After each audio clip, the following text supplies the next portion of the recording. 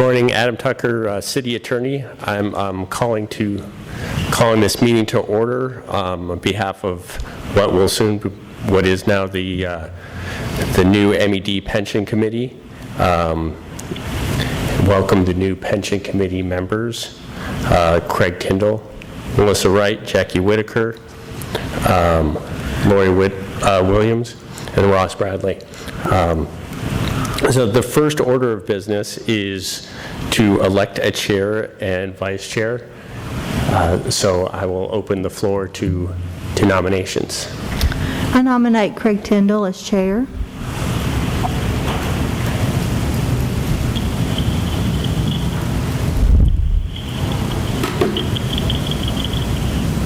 You have a second or other nominations?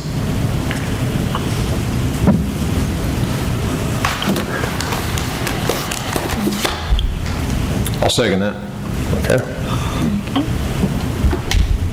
Chris, could you call the roll? Yes. Okay, Craig Tyndall. Aye. Melissa Wright. Aye. Ross Bradley. Aye. Jackie Whitaker. Aye. And Lori Williams. Aye.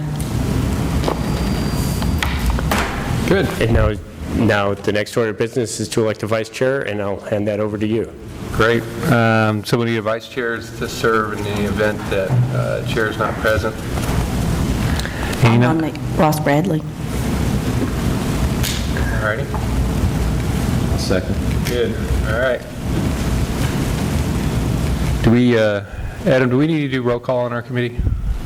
Can we just do Part of it is electronic because okay. one of our Go ahead. consultants is in. call the roll? Okay. And Craig Tyndall. Aye. Melissa Wright. Aye. Ross Bradley. Aye. Jackie Whitaker. Aye. Lori Williams. Aye. Congratulations, Mr. Bradley. All right.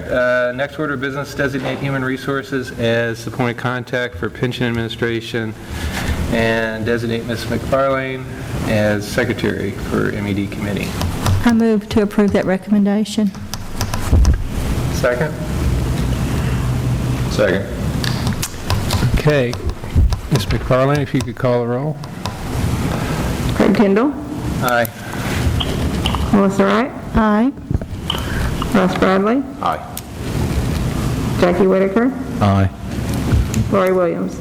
Aye. Okay, next, consideration of minutes of February 26, 2020. That was the committee in its previous formation. I think Mr. Bradley's I'll make a motion. served on that. Make a motion to approve those minutes. No changes noted. All right, motion to approve. Got a second? I'll second. All right. Chris? Are we going to do a unanimous or just call it for every? You got to call the roll for everything. Okay, all right. Craig Tyndall. Aye. Melissa Wright. Aye. Ross Bradley. Aye. Jackie Whitaker. Aye. Lori Williams. Aye.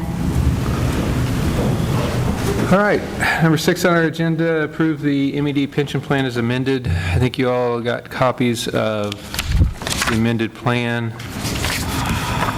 And amendments were essentially to, sorry, I'm pulling it up here, were essentially to make the changes that are necessary for this committee. And if you have any questions, I think Mr. Tucker, where'd he go? Oh, there he is. Oh, do you have something?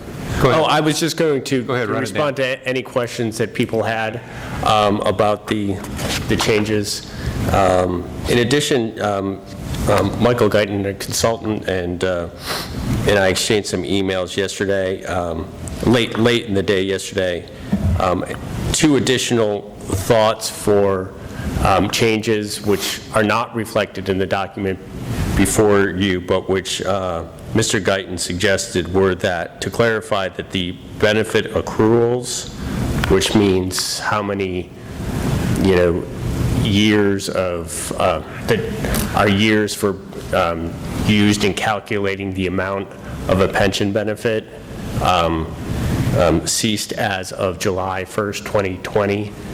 That's because the people who were MED employees as of June 30th and went on to Middle Tennessee are now in Middle Tennessee's retirement plan. And that's not stated in the pension plan right now.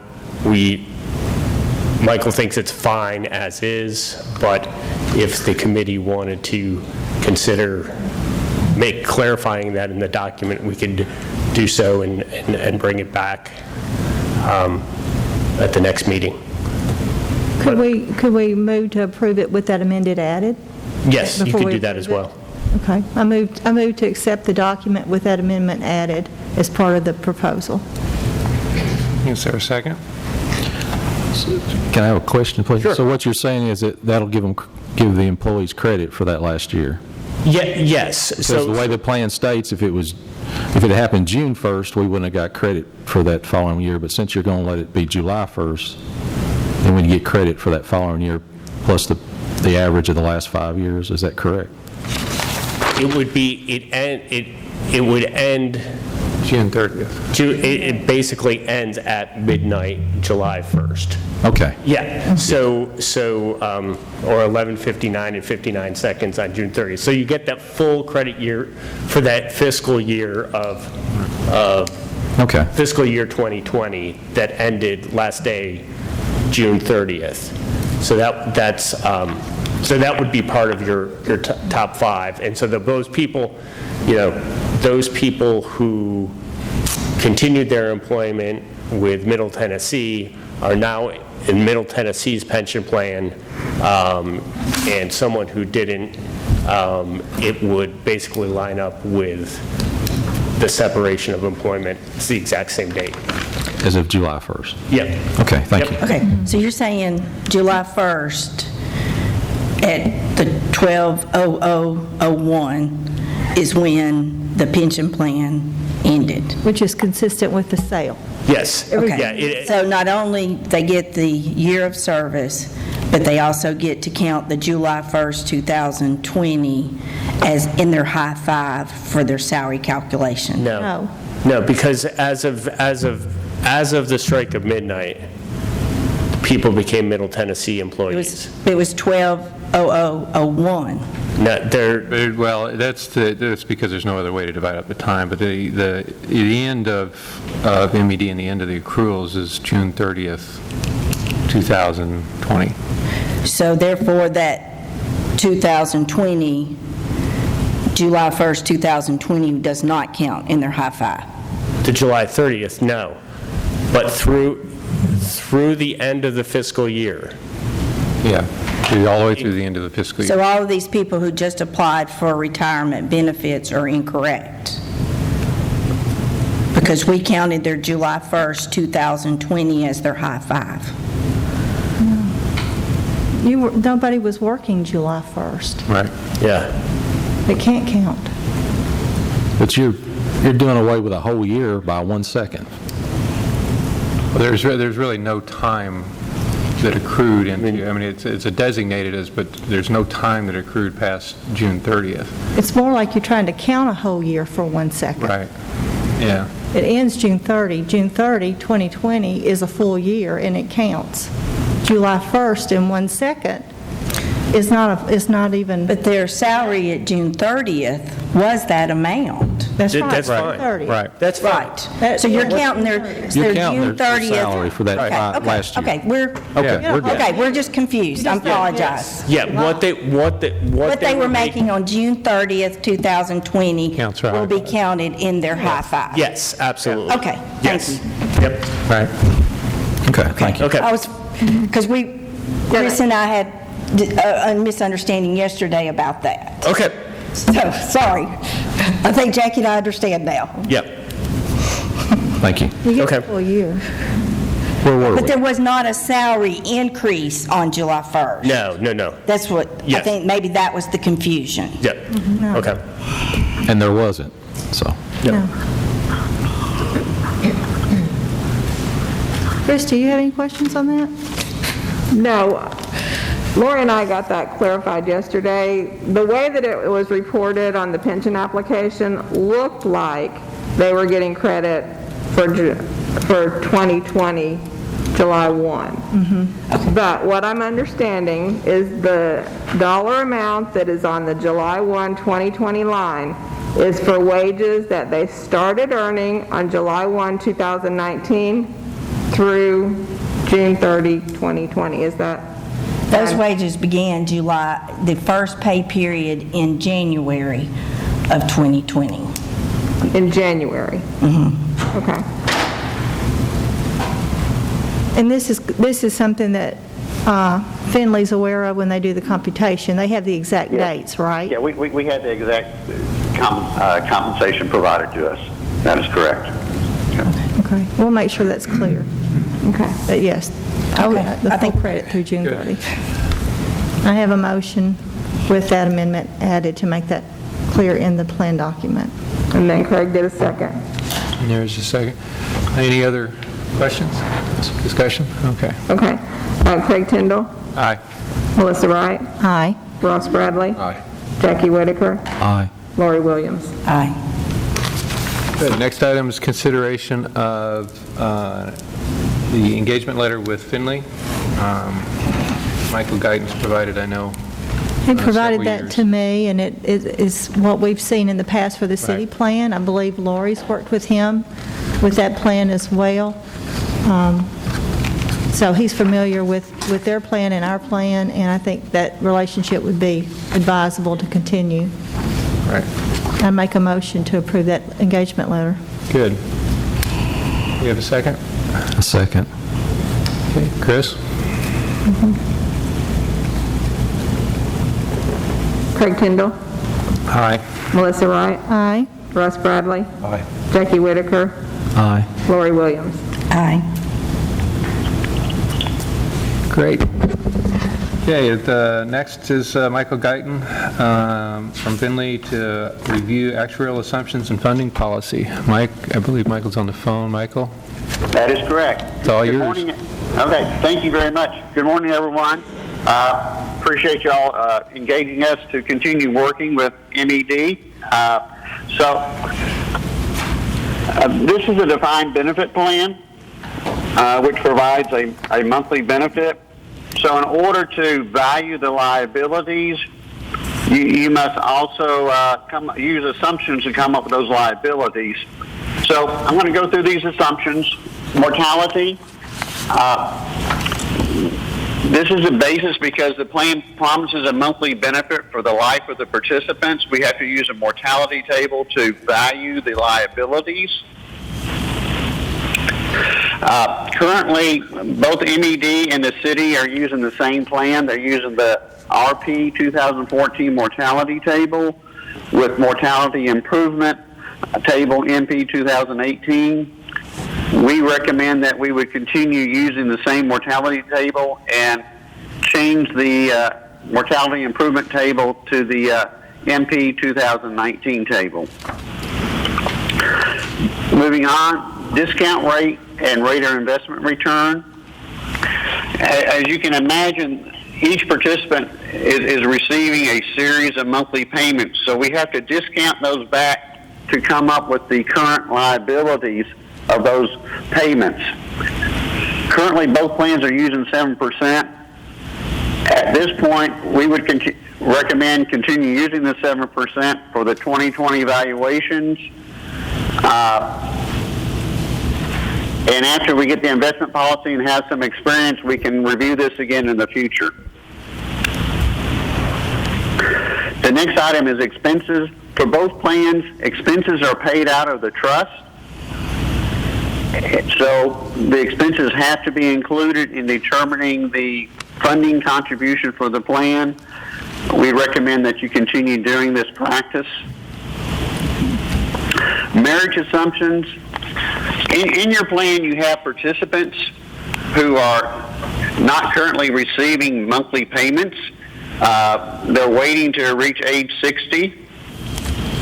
Underneath the plan, there are death benefits provided if you die before you start your benefits. And if you're married, your spouse would receive a benefit. In order to measure that liability, we had to make an assumption on how many of the percent married and the difference in age between the spouses. As you see there, we're using 80%. We assume 80% are married and they are 3% older. We would recommend to continue the same assumptions for MED. The next one is benefit commencement date. You have participants who are not currently receiving payments. We have to make an assumption when they might elect to start payments. We would recommend age 60, which is their normal retirement age. There's no advantage for them to delay that payment, and that is consistent with the current assumption. And finally, the form of payment. Both plans, participants are assumed to elect the normal form of payment, and we think that's still a reasonable assumption. So one thing we need the community to agree upon today is if they accept these assumptions so we can move forward with calculating the liabilities for the funding report and also for the GASB report. Are there any questions?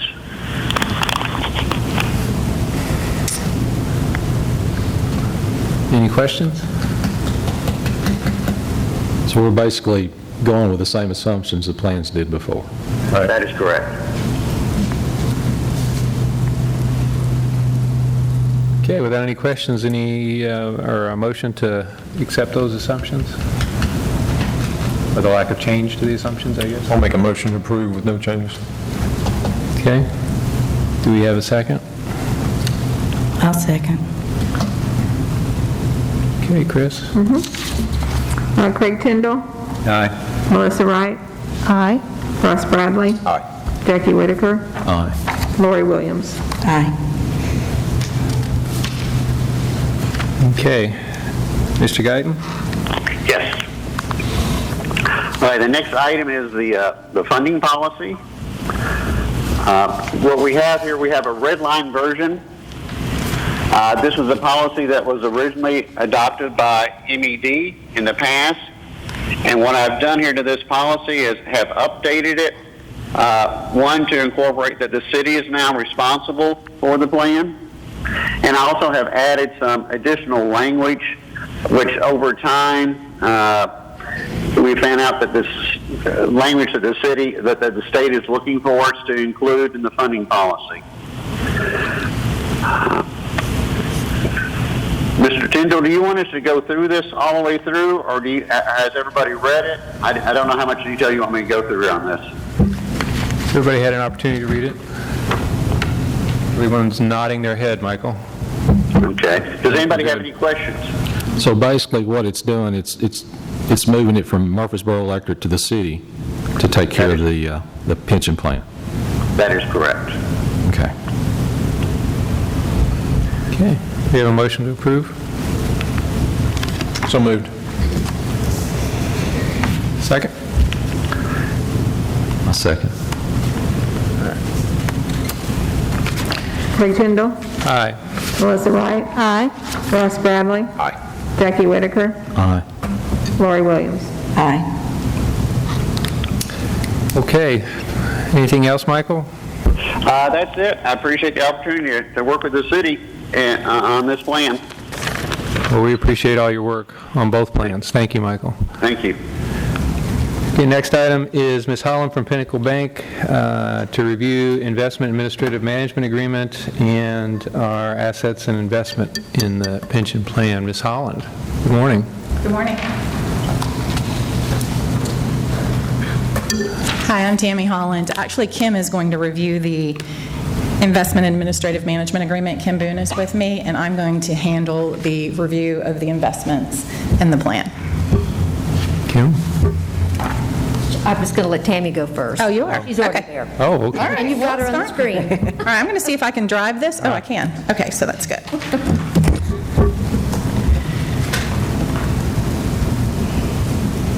All righty. So if you'll notice the monitor, this is the format that we've typically done in the past for this particular review. The numbers we're looking at are as of June 30th, and we've completed a 1 year and then a year-to-date summary for you. So if you look in the far right, you'll see we started with a little over $26,580,000 last July. So we've been taking in $100,000 a month in the form of contributions. If you move down that column, the benefit payment during that time period was $1,261,000.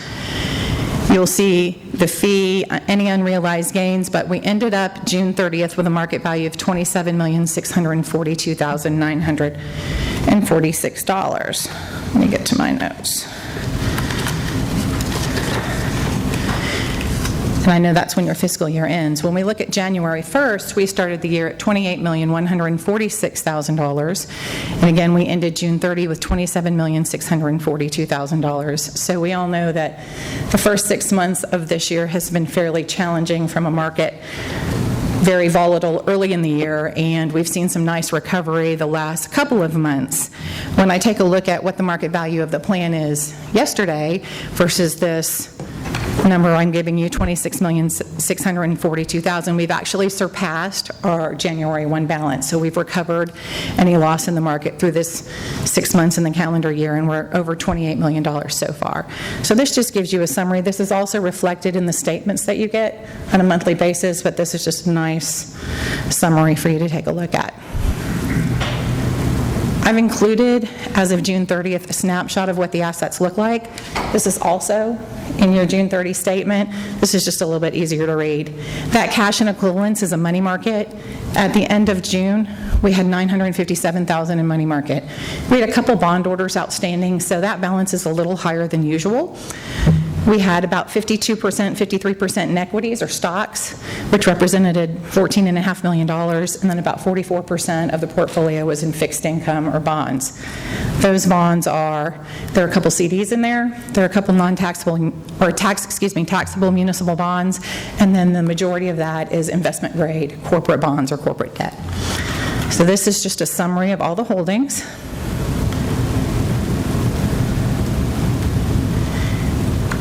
I've given you first a return of the bond or fixed income component of the portfolio. If you move all the way to the right on this slide, you'll see year-to-date that number is 3.79%. This is just for the bond component of the portfolio. The 1 year trailing number was just shy of 6% or 5.98. The 3-year annualized number was just over 4, and then the 5-year number is 3.5%. So it's a very challenging interest rate environment for bonds right now. There's nowhere you can really go to find anything that's paying a significant number as far as an interest rate or a coupon on your fixed income. I've provided a summary, a summary of the bonds in the portfolio, and if you look far to the left, the June 30, 2020, that coupon on that top, that 3.3, that's the average interest rate that the bond portfolio is earning currently. The maturity, that 3.39%, that's the average maturity of the bonds, so we are typically pretty short. We've got some bonds in there that are probably 7 years out, but we've got a fair amount that are on the short end as well.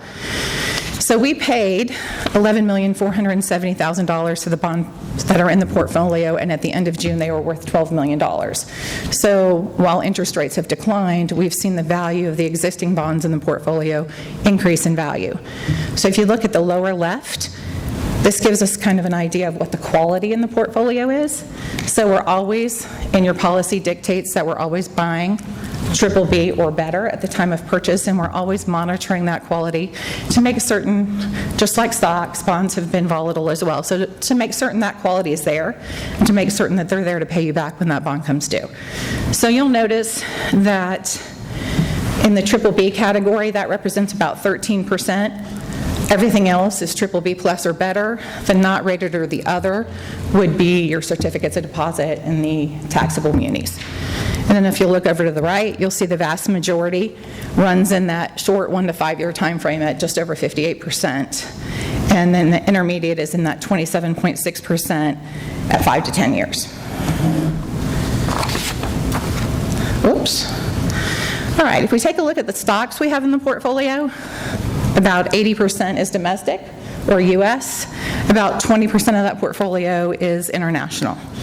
And I've included a snapshot of our investment policy guidelines for you at the end. Okay, so when we come to this is the stock performance. Year-to-date through June 30th, that number is down 5%. I've included two benchmarks to give you some frame of reference here. The S&P during that time period was down 3%. The international benchmarks are down 11%. Your small and mid caps are down significantly more than your S&P 500.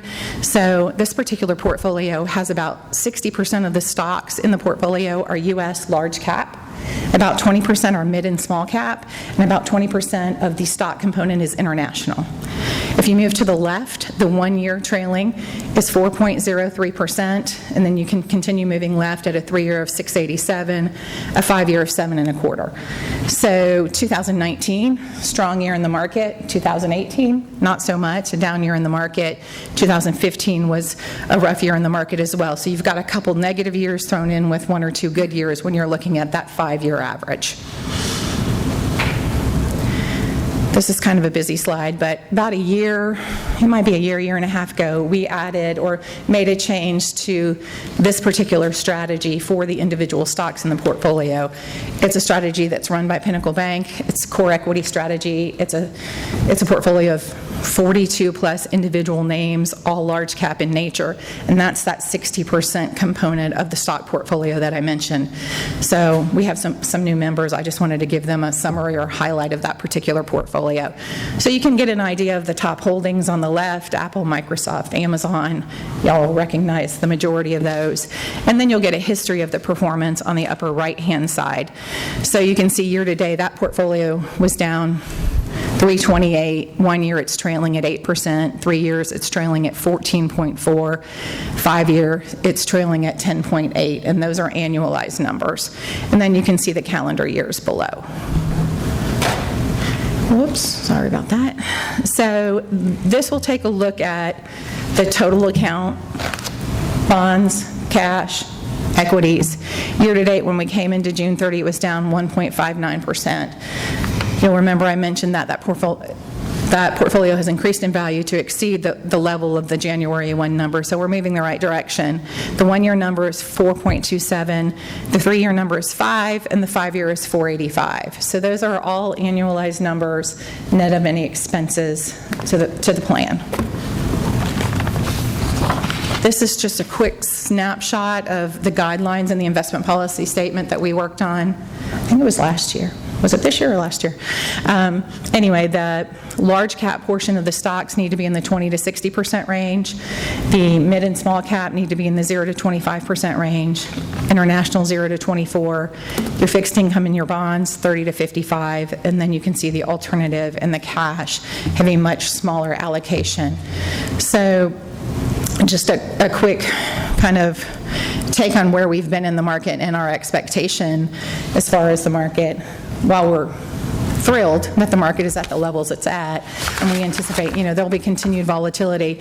You probably saw a lot of change in your statements in February and March, not only in the stock side, but also in the bond side of the portfolio, but those have fully recovered, and the fixed income side of things is really doing what we'd like it to do in more volatile markets in providing support to the plan, and it also provides liquidity to the plan. So those bonds in the portfolio are maturing. We have bonds maturing probably 6 or 7 times a year.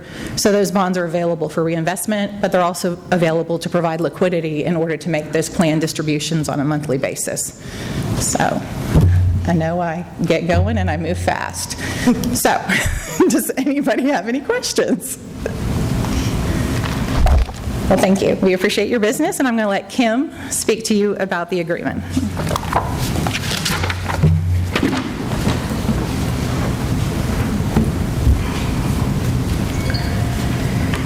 Good morning. First, let me assure you Pinnacle is delighted to be here. We are delighted to also manage this plan and part of the city's plan.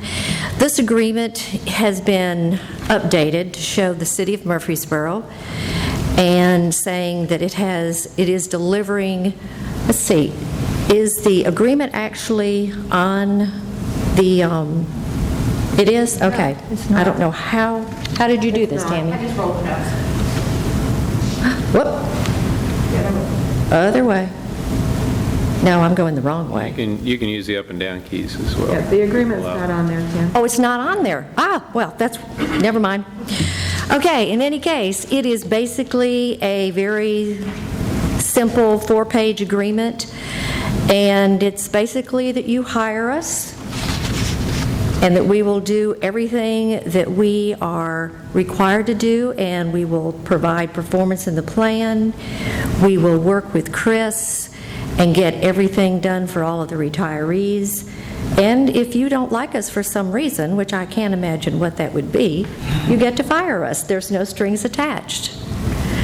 So it is basically the agreement that was in place with the slight change to update it to reflect the city of Murfreesboro. Has everyone had a chance to review it? I know Adam has seen it. Melissa's seen it.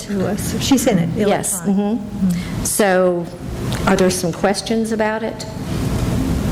Any questions? I think it's the same agreement that was in place with City of Murfreesboro replacing Murfreesboro Electric Department in It all is. the applicable places. It is. That's basically all the changes were. And it's certainly, if there's something that comes along that we need to add to it, we can certainly amend it. It is a very fluid agreement.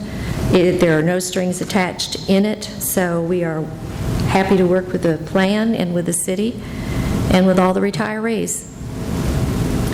I make a motion to approve the agreement. Okay, do we have a second? I would second it. Good. Chris, when you're ready. Craig Tyndall, Aye. Melissa Wright, Aye. Ross Bradley, Aye. Jackie Whitaker, Aye. Lori Williams. Aye. All right, thank you, Tammy and Kim. Appreciate it. Any other business from the committee? I would like to say one thing. When MED was sold to Middle Tennessee Electric, the pension went to the city. And this meeting is just setting up a pension board and basically continuing things as things were going. So that's what they're doing now. The plan had already closed down a few years ago when they went to the 401, so nobody's been added in I don't know how many years. It's been a while. Do you remember, Ross? It was in 2010, I think. Yeah, 2010. Or it was 11, maybe. It was a year after. 2011. Yeah, it was 11. So at MED, they changed the retirement policy, and people hired after that date went with a 401. So the plan, nobody's been added to the plan in years. People are retiring, as they reach 60.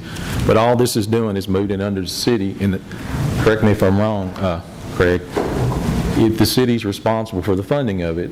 If the bottom falls out of the market and they need money in there to pay us our retirement, then it would be up to the city to make that up. Is that a correct statement? Right. Okay, so that's all this is doing. It's moving the pension over to the city for the city's responsibility.